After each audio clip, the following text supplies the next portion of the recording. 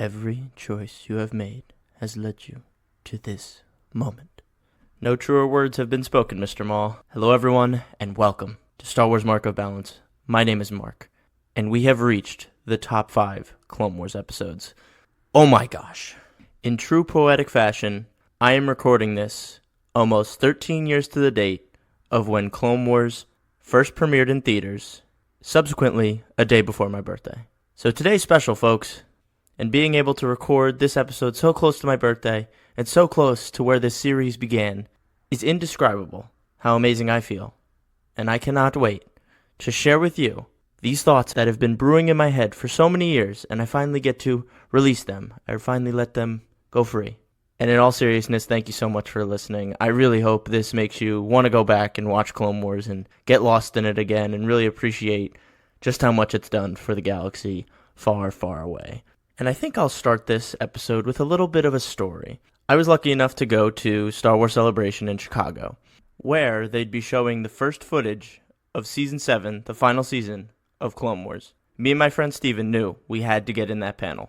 So we won the lottery system. We ended up waiting maybe 3 hours out in the snow because Chicago, for some reason, thought, it's late April. Let's give them a little bit of a snowstorm. And even better, Star Wars Celebration said, let's have people wait outside in April in Chicago. Besides the point. But when I tell you that being inside this venue of diehard Clone Wars fans who either just started watching when this was announced or had been watching since 2008, the energy in the room, the anticipation, the mutual despair that we all went through when it was canceled and we knew we wouldn't get all the arcs that we were promised and we didn't get a satisfying ending to the series. It was palpable. And when I say it was one of the best moments of my life, I'm not exaggerating. This was a show I took ownership of for, at this point, maybe 12 years of my life. And to have it cut short and then throughout the years hear about rumors of, oh, there's all these arcs that you haven't seen, they're half animated, some are just in storyboards.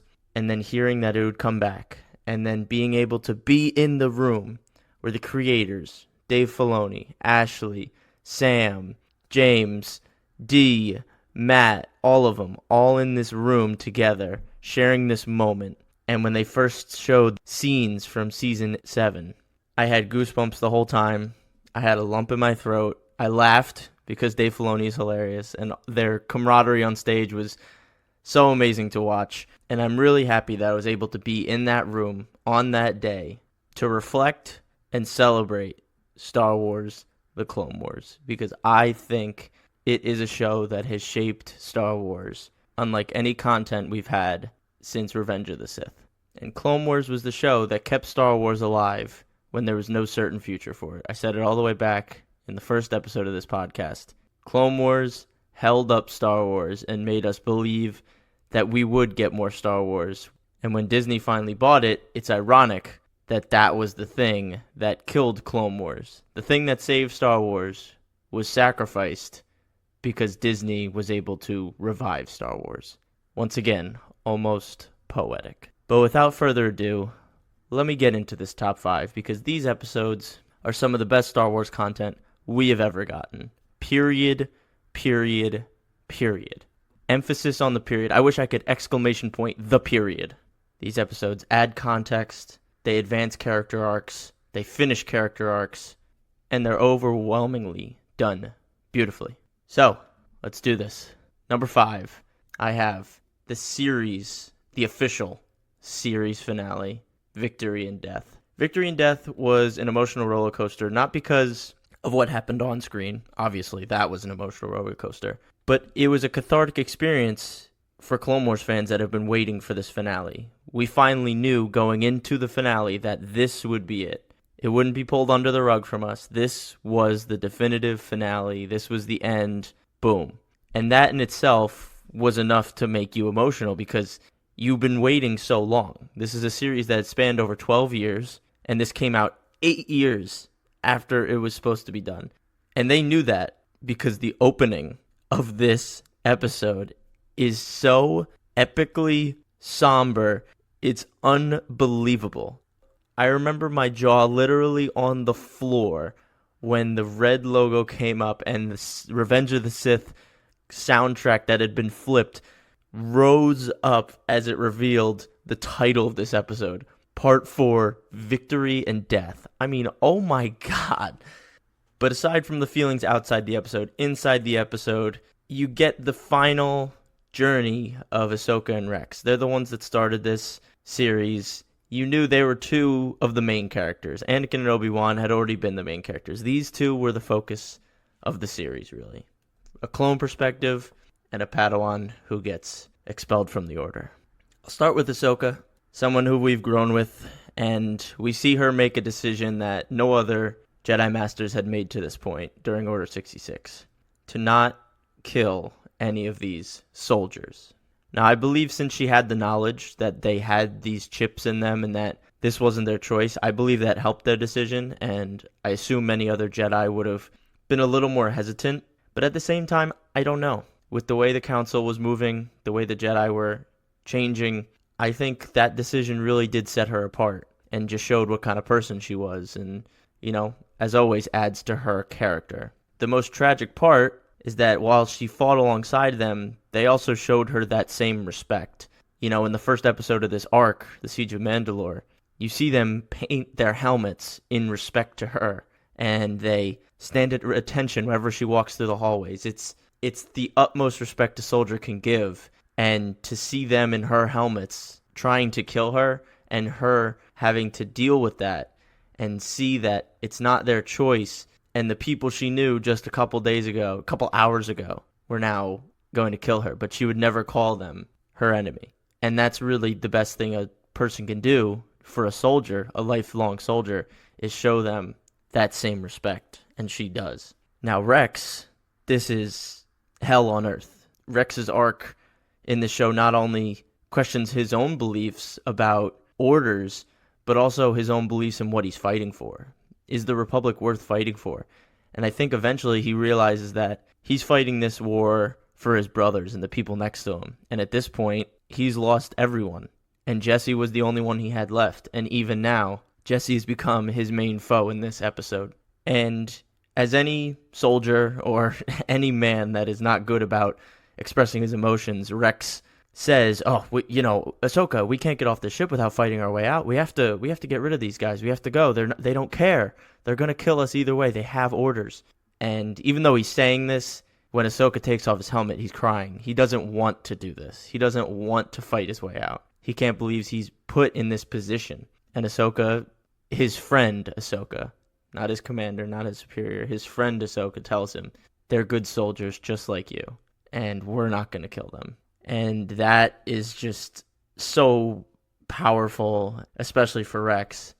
And this is kind of parallel to what Ahsoka goes through when Ahsoka leaves the Order. Rex is going through the same thing here. He's on his own. He's left his army. He has no brothers. He has no comrades, just like Ahsoka left the Order and was out on her own. The other reason I really like this episode is it's exhausting. Not in a bad way. I like watching the episode. But it's exhausting for the viewer because you feel how much Rex and Ahsoka are going through. Every time they think they have the advantage, dozens more clones start shooting at them. They're getting shot, they're getting beaten, they're getting battered, and they're doing everything they can not to kill these clones. And Ahsoka's still trying to stop them all. Rex is trying to shoot 10,000 different targets, and you just never catch a breath, and it really puts the audience in Ahsoka and Rex's shoes. You're almost panting with them. I mean, by the end, they're literally like, oh my gosh, they're still coming.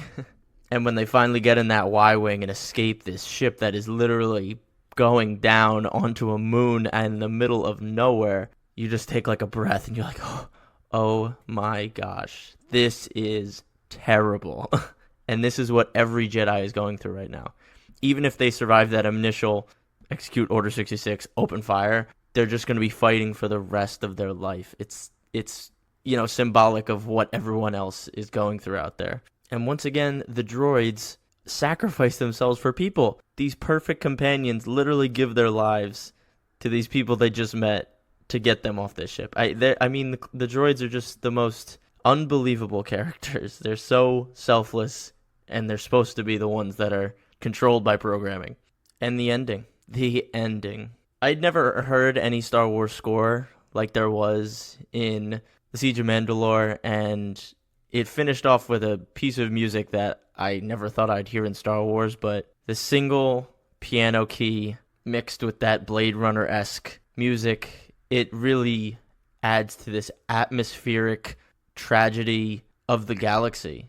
And there is a beauty to it with the piano added on top. And Ahsoka and Rex taking time to bury these clones. I mean, this episode in Clone Wars completely flips Order 66. I mean, the childhood trauma that you experience while watching Revenge of the Sith, it gets absolutely flipped on its head here because the clones are shown to be just a casualty of war, the same as the Jedi and all of the citizens affected by the war and the Empire to come. These clones had no choice.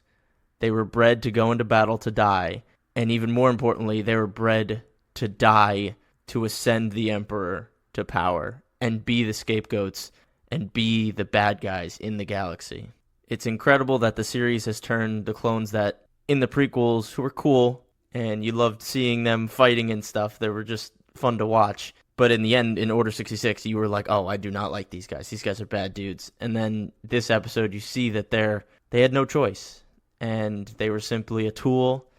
And Ahsoka and Rex still wanted to give them that honor that they deserved because they did fight for the right thing while they still had control of their thoughts. And then Vader showing up and finding the lightsaber. I don't know if he knew this is where her ship crashed or what. It seemed a little later. I feel like he would have done this mission before to find if Ahsoka ever made it out.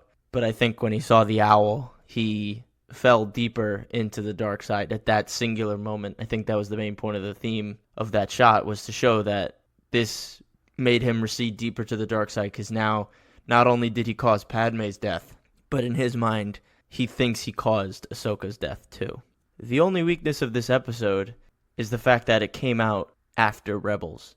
You knew Ahsoka and Rex survived. If this originally came out when it was supposed to, before Rebels, we never would have known if they were going to make it out of this situation. And that gives me anxiety thinking about that. Watching this exhausting episode, thinking, I don't know if Rex or Ahsoka makes it out. Talk about a cathartic experience. Oh my gosh. The sigh of relief I would have had when they got off that ship would have been unbelievable. But that is literally the only thing that is weak about this episode, and it's not even the episode's fault.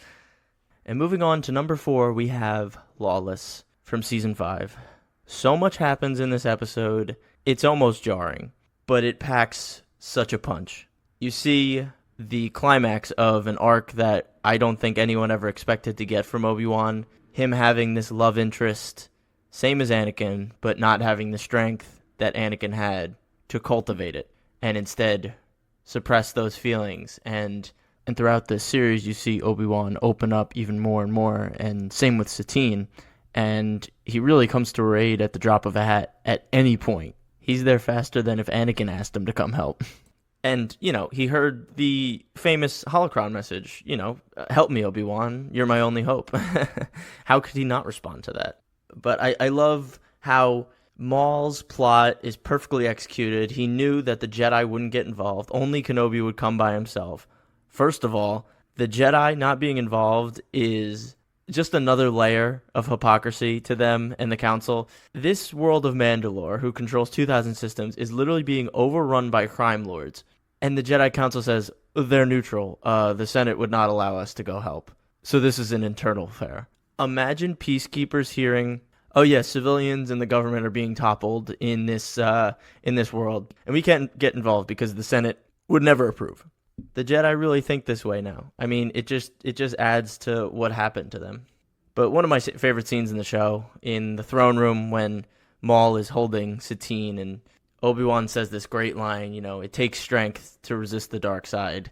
Only the weak embrace it. And, that's really applicable in life. It's easy to not care. It's easy to be selfish, to get jealous, to not work hard. It's easy to just fall to that dark side and give in. But it it's harder to push yourself to be a better person or always improve yourself or look out for others. I mean, the line just has so many different applications to your own life, and I really like how Maul counters it like, oh, it's a power you could never know, which is probably true, but the real power is in the fact that you can resist it, and that's what Obi-Wan says, and those who oppose it are more powerful than you could possibly imagine, kind of mirroring what Vader and Obi-Wan talk about in A New Hope. And here's where we get another layer of Obi-Wan's tragedy when he loses Satine and still clings to the light side. If anyone has a reason, sorry Anakin, to turn to the dark side, it would be Obi-Wan because of how much he goes through, not only here but in Revenge of the Sith. But up to this point, Obi-Wan really only had the tragedy with his master and then losing his student in Revenge of the Sith, but now you see him have a whole nother perspective of losing a love interest, just like Anakin. And Anakin and Obi-Wan's relationship gets so much stronger because of this, knowing this knowledge as fans, because they can relate. And Obi-Wan isn't just saying empty words like, I understand, just be careful. He really does understand. He doesn't have the strength to embrace that side of him, because he'll always side with the Council. But he hopes Anakin will be able to figure it out. And I think that's one of Obi-Wan's greatest strengths, is that he wants Anakin and even Ahsoka to some degree to branch out from the Jedi and do something that he could never bring himself to do. You know, have these attachments, have these love interests, and don't strictly follow the Jedi code and live your life. And we freaking get to see Sidious show up and fight with 2 lightsabers and kill Savage and take out Maul. I mean, this is incredible. We never get to see Sidious like this. I mean, he fought Mace Windu and all those council members, but that wasn't really a fight. He just kind of did a twirl, killed 4 of them, and then just fought Mace Windu one-on-one. In this one, you see just the presence he has. When he shows up, there's an air of dark side over the whole planet. Maul feels him. He doesn't even need to fight any of the Mandalorians. He just chokes everyone out. You could tell how powerful he is just by showing up. And that's the best part about Sidious, is he never has to show this side of him. But when he does, you know he's a mastermind, and you know he's the true Lord of the Sith just from his presence. And that in itself deserves to be an all-time Clone Wars and Star Wars moment, seeing Sidious go crazy. And the last thing I love about this episode, when Obi-Wan leaves and has to break the news to Bo-Katan that her sister died. You're Satine's sister. I'm so sorry. Anakin's the father, isn't he? I'm so sorry. Obi-Wan just finds a way to attract tragedy. And all he can ever say is sorry, which sucks. It sucks so much. But yeah, Lawless at number 4. So much happens in this episode. And the only weakness of this episode, I think, is the fact that it's only 22 minutes long. I think they cram a lot into 22 minutes that probably could have been spread out over a nice 60-minute episode, but they had to adhere to the timeline. But regardless, it still is an amazing piece of 22 minutes of Star Wars content. Number 3, we have the Vietnam of Star Wars, Carnage of Krell. Season 4, Episode 10. Gosh, this whole arc is just incredible. It is a beautiful piece of leadership qualities, like a case study on how to be a leader, when to call these shots, when to follow orders, when to stand up for yourself. I adore the dialogue and everything that happens in this arc, and the fact that it is so close to Vietnam in Star Wars. I mean, they do a homage to like napalm bombings. The people use guerrilla tactics. The Umbarans use guerrilla tactics. You know, there's this air of mystery on why the hell the Republic cares about this planet. I mean, the initial offering talks about, oh, the Umbarans have sided with the Separatists, so we need to invade and kill these people. There's like no need for the Republic to be there. It's this dark planet, and these people are simply defending themselves. And throughout the episode, you're just like, why is the Republic dealing with all this? And it kind of is the same as Vietnam. I mean, why were we in Vietnam? To stop communism? Okay, but what was Vietnam going to do? And a lot of innocent people died, and they were just defending themselves. I mean, it really is this parallel to a historical conflict. And this arc really challenges Rex's beliefs. And that's part of his evolution, is he never questions these orders. And throughout this, you get little inklings of him being like, I want to fight back against these orders, but I can't. And he does it very by the books. He's like, I strongly object to this. You're going to get my men killed or this or that. I want to protect these men. Like, they're my responsibility. And when he does have those outbursts at Krell, you, like, respect the hell out of him. But even Fives is like, dude, you're not doing enough. Like, this is wrong. Once again, Fives being the voice of reason for the clone troopers. And the most tragic part about Rex's arc is he doesn't change because of his own actions. He changes because of other people's actions. When they do this firing squad thing for Fives and Jesse, Rex doesn't stop them. The troopers themselves listen to what Five has to say, a great speech, by the way, and then they choose not to shoot them. And then Rex, like, realizes it. He's like, oh, yeah, they made the right choice. But he didn't actively stop them.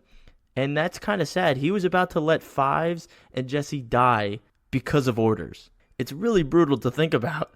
But this does change him, really, because this is what probably plants the seed for him questioning the war. Then probably the worst scene in Clone Wars when clones kill each other, which is the biggest offense they could ever have to endure. When they realize they've been shooting each other and they all take their helmets off. And then you see Waxer, our boy, from Innocence of Ryloth, die from friendly fire, killed by his own brothers. And the tear falls down. It is unbelievable. And then seeing Rex completely turn and say, that's it, done. Evolution complete. You get this cool kind of imagery of Order 66 where all of them are walking up on the tower like they're walking up on the Jedi Temple. It's still the 501st, so it looks the same. And then Rex puts on his helmet. Badass shot. And it's a cool thing. It's like Order 66 flipped. This is the first time the clones are going after a Jedi, but it's for a good reason, which is, woo, never thought you'd see that. You get the whole big fight scene, but then you see that Krell, once again, is one of these dark side users that understands where the galaxy's going. He sees through what the Jedi can't. Him, Dooku, Maul, they all see that the galaxy's going downhill, and he wants to be on the right side of history. And it just kind of emphasizes this point that the Jedi really are blind to this side of the Force. They don't even see it because they block out the dark side so much. And then the end is the best part when Fives is like, we did it. We took Umbara. And at the end, you're kind of just left with this emptiness, and Rex kind of feels the same way. He's like, and for what? What is this all for? We're soldiers. We're bred for war. What happens when this war's over? And I think this is where he starts to really question his beliefs. Like, first he questioning orders, that's one thing. But now he's questioning why he's fighting, which was something he was always adamant about. He's like, oh, I live by my code. I fight for the Republic. I believe in that. But now even he's saying, like, I don't even know what I'm fighting for. All these people just died, and we just took this dark planet that we probably won't even stay at. And I think this is where Rex says, I'm going to fight for my brothers next to me, not for the Republic or not for anyone else. And he'll fight for Anakin and Ahsoka, obviously. But yeah, Rex's character evolution over this arc is amazing. Shows why he's one of the main characters of the series. I love how they deconstructed his worldview, changed it, reshaped him. Awesome stuff. Number 3. And we've made it to the top 2. Number 2, the original series finale that we didn't even know was the series finale at the time. The Season 5 finale, Wrong Jedi. This is an episode that is in the Hall of Fame of Star Wars content because we see Ahsoka get expelled and then subsequently leave the Jedi Order. This episode has so many moments I absolutely adore and love and think they're just some of the best Star Wars ever.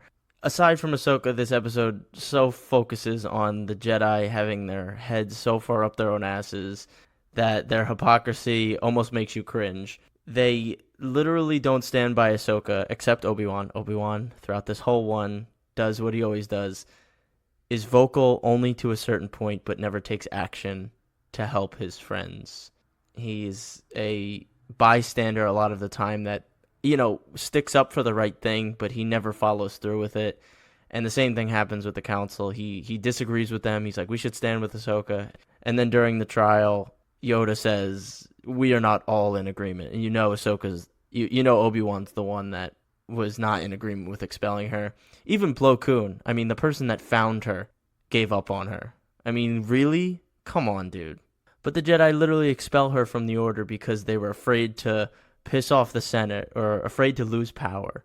Like, who cares if you go down a peg? You don't need to be involved with the Senate and the army. Like, you'll get a slap on the wrist, and then what? It's very frustrating to watch. But yeah, Obi-Wan's repeating failure of not taking an initiative is really another thing that's tough to watch, especially in the end when he wants to go help Anakin and Ahsoka, but Plo Koon grabs his shoulder. That's one of the best things in that scene where Ahsoka leaves is you want to see Obi-Wan go, but he gets held back. Ventress, completing her redemption arc here. I think she says one of the best lines, I want to say in Clone Wars, but I think it's applicable to all of Star Wars too, when she says, my master abandoned me, and that's exactly what you're doing to Ahsoka now. And then she says, you and your precious Jedi Order. And it's like, damn. Get the snaps, get the claps. Even Anakin's like, jeez, she got my ass. But that line carries just so much weight.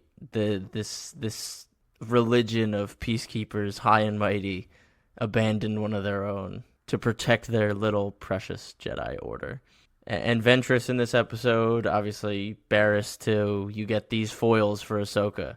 These characters that show all of Ahsoka's possible paths in the future. Turning against the Jedi like Barriss. Turning into this rogue bounty hunter like Asajj trying to find her way in the galaxy. Later on, Maul. All these things that she could become. I like seeing other characters be those pathways to show us, the audience, what could become of someone we love at this point. So Ahsoka gets proven innocent. Barriss obviously framed her, and Barriss does her whole speech, which is, another great shot at the Jedi Council. But the worst shot of the Jedi Council is the beautifully sad last 5 minutes of this episode, where anyone is just an emotional wreck. When they're up in the council chamber and all these Jedi Masters are just saying the dumbest stuff ever, and it makes you want to punch each and every one of them in the face. Some of them, you showed such strength and resilience through this. Wow, we're so proud of you. And Mace Windu is like, this is actually one of your great trials. You've actually become a better Jedi because of this. And then even Yoda's like, you may come back in the Order. How condescending. You may come back. As if we're allowing you. As if we're not the ones that messed up by kicking you out. You may come back. Oh my, it is. And even Ahsoka's facial expression, she's like, are you serious right now? Is this how you're talking to me? I'm out of here. And I remember clear as day the last couple minutes of this episode where Ahsoka closes Anakin's hand and leaves, and the music just begins to swell, and it's Ahsoka's theme. Oh my God, the last 5 minutes of this episode are just unbelievable. Come on. The steps of the Jedi Temple are literally just etched in Star Wars history, of Ahsoka leaving between the two statues and Anakin standing in the darkness. The shadow is covering Anakin, and he keeps swaying in between the light and darkness. As you can see, it's such cool imagery, and Ahsoka's all bathed in the light, walking away from this Order that's beginning to be corrupt. Oh my gosh, it is so well done, and the dialogue is so beautiful. How Anakin starts to understand her. Well, he always did understand her. He's just kind of speaking like, oh, the Jedi Order is your life. It's kind of like what's been drilled into his head. He's in the same kind of boat as Ahsoka. It's been drilled into his head, oh, this is your life, this is your life. It's not your life. It really isn't. It was your life because you were taking it into it, and it's the only thing you know, but it's not the only path you can take. And when Anakin says, I know, I understand wanting to leave the Jedi Order, and Ahsoka says, the most famous line in Star Wars, I know. And Anakin's facial expression just lights up, and the music follows in right behind it. And as she walks away, Ahsoka knows Anakin better than anyone. Just as well as Obi-Wan, but I think in some cases more than Obi-Wan, because she can see past just being a Jedi. And she knows Padme, she knows their relationship. And that's where us fans were just left in the dust as she walks off into the sunset, and the screen goes to black, and it's just, dome. And then the music plays again. It's so well done, and I keep faulting it for being the pseudo series finale. But honestly, if the show was going to get canceled and this had to be it, they did an amazing job of putting it somewhere that was interesting and satisfying enough to be respected. And, it was our original finale, so it does have this special place. And it really was done amazingly well, and it highlighted so many great themes and expanded on what's to come in Revenge of the Sith. Anakin's deeper plunge into the dark side, Anakin's distrust of the Council, all of it. So number 2, Wrong Jedi. Wow. Oh, and we might see Barriss in Ahsoka show, which will be really interesting and get a little more context. Why she would do that to her homegirl? Why she would do that?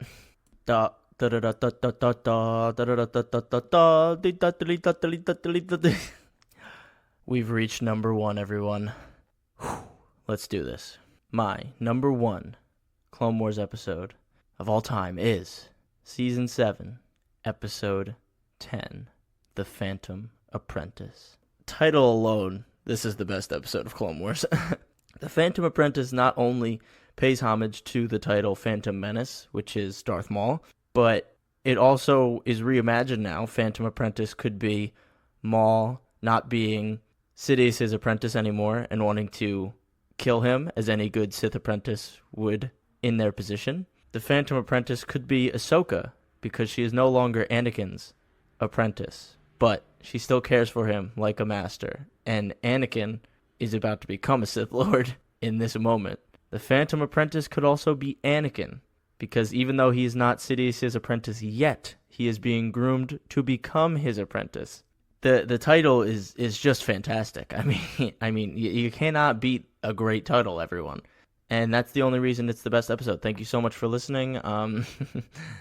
No, this episode is such a tonal shift in the show, because from here on out, even into Bad Batch, this air of darkness comes over the entire show. I mean, the next 2 episodes, Shattered and Victory and Death, they really accentuate the feeling of dread and pain and suffering that the galaxy is about to be engulfed in. And I think that's the best thing about this episode, is it makes you feel like Order 66 is much bigger than just the Jedi being killed.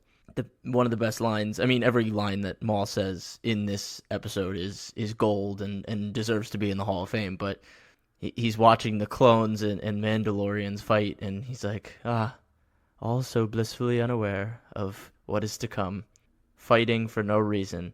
And it really just can be expanded to everyone in the galaxy. Whatever citizens are doing, whatever rebels are doing, whatever clone troopers are doing, whatever the separatists are doing, all of it does not matter, because Sidious's plan is going to take over all of it without any resistance.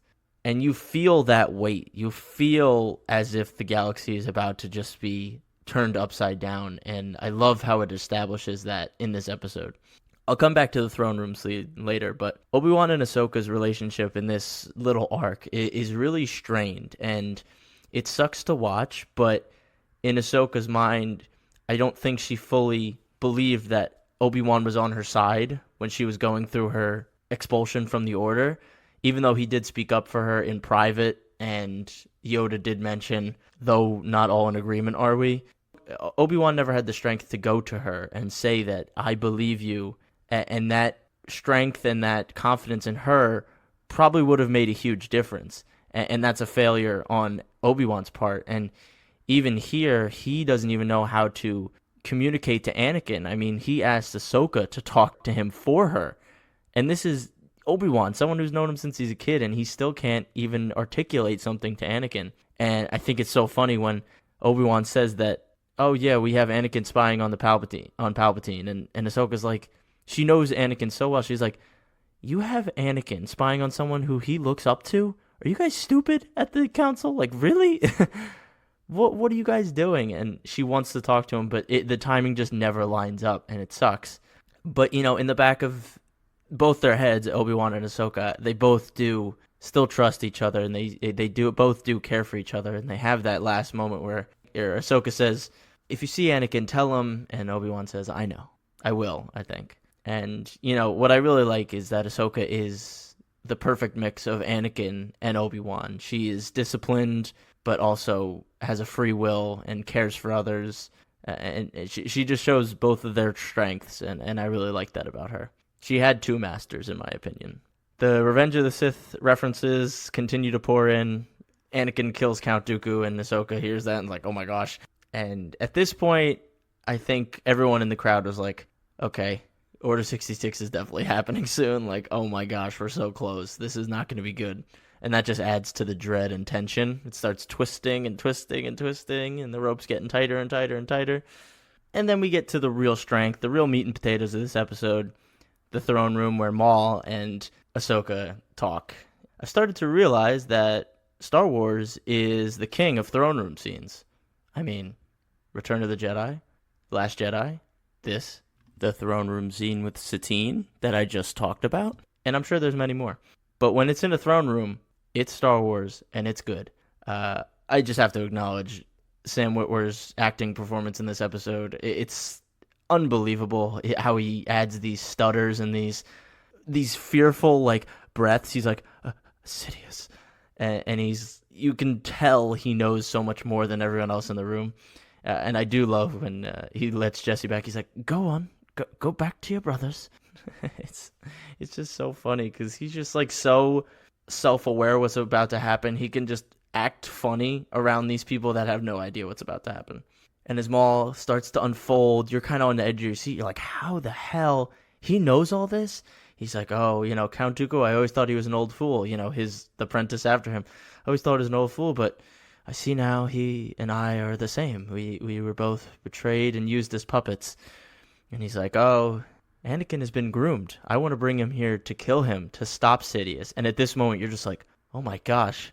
Even though he's doing this for selfish purposes, he wants to hurt Sidious's plan. This is good. Maul wants to stop this. He's technically inadvertently on our side. But obviously you can't root for Maul. But just seeing the plan, and Maul just talk about what is exactly about to happen. And Ahsoka like, no, that can't happen. Or something along those lines. It's so engaging for the audience because you're like, wow, Maul has literally just leapt into the stratosphere of Star Wars characters. Everything Maul says here is just amazing. When he's like, for what? The galaxy has already fallen. You just can't see it yet. Or when he says, justice is merely the construct of the current power base. He brings so much passion into this performance. It is so incredible what Maul has become. And this series of episodes is just so great for him. And this episode, he is knocking it out of the park. Everything he says is true. Everything he says is by his calculations. The inevitability of what he's saying and the passion behind it, it's eerie, it's scary, it builds tension. You are afraid. You know what's going to happen, but his confidence in the way he articulates it is incredible. And then we get the parallels. Join me, and together we can destroy the Sith. The Sith are so repetitive in what they do, and it is crazy to see this opportunity that Ahsoka and Maul would work together to kill Sidious. It would be a really cool what-if series. But then you get Ahsoka saying yes, and it's like, oh.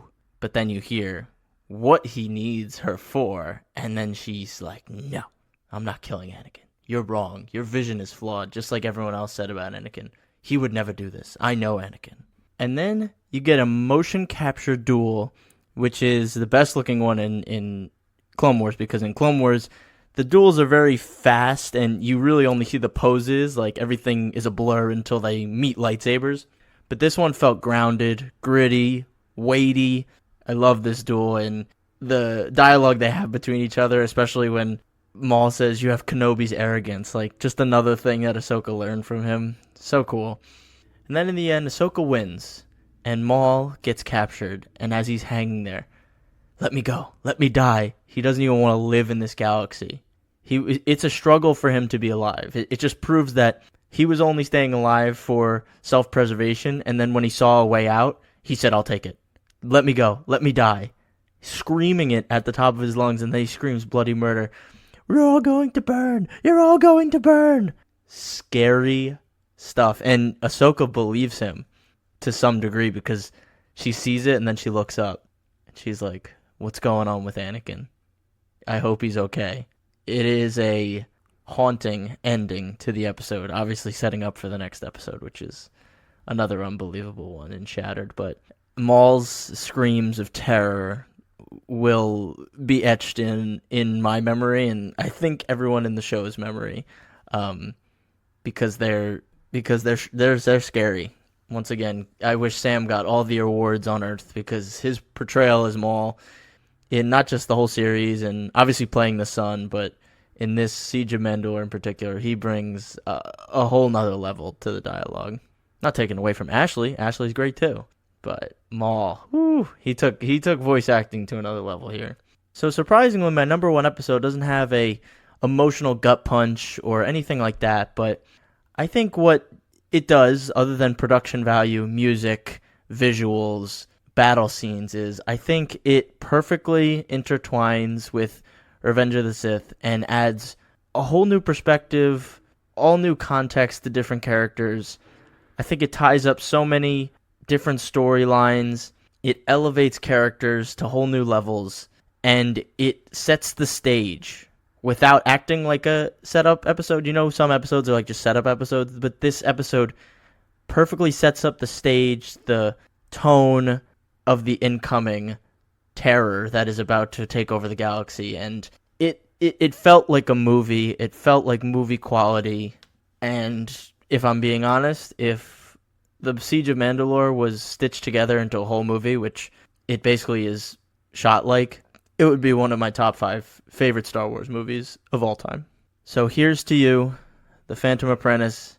I knew you were my favorite Clone Wars episode the minute I saw you. It was love at first sight, and although Shattered and Victory and Death provided those gut punch moments, I think Phantom Apprentice has so much to offer in story and lore and context and character and visual and music and production value. It's just, I think it has it all. And that is my top 20 Clone Wars episodes. Wow.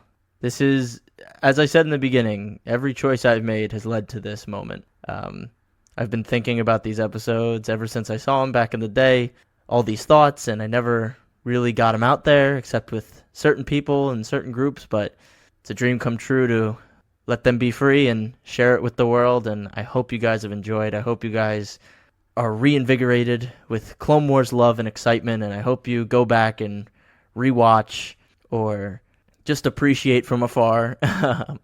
Whatever it is, thank you so much for listening. I love you, Clone Wars.